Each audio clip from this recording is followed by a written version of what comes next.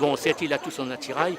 Un bonhomme qui sort de ma fat, forcément, il fallait que je lui accorde cette créolité-là. Et quoi de mieux qu'un BRTL sur le dos. Effectivement, quand vous parlez de galets, à l'époque, ils étaient déjà connus pour être les Réunionnais, pour être de très bons lanceurs de galets.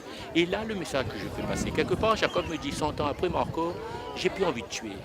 J'ai pas envie de tuer. Vous voyez, un message de paix en réalité, vous voyez. Et c'est quelqu'un comme Jacob Gaz, le poilu de ma face. Là, il symbolise toute cette génération de Réunionnais qui a donné leur sang, leur vie à la patrie. Je suis bien content que Jacob sorte enfin de l'ombre et qu'il symbolise tous ces Réunionnais de souche qui ont vécu toujours dans le besoin et qui, pourtant, lorsque la patrie avait besoin d'eux, eh bien, ils étaient là avec leur courage. Et là, avec des galets, il a bien une grenade, il a bien son fusil Lebel, mais il n'a pas envie de tuer. Mais il défend la patrie avec force, avec courage. Et lui, il incarne, il symbolise un petit peu tout ça. Jacob Gaz, il savait pas lire et écrire.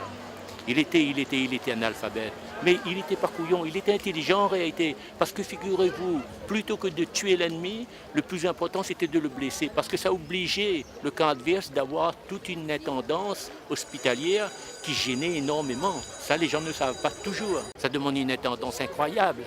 Et pour la Première Guerre, c'était une problématique réelle.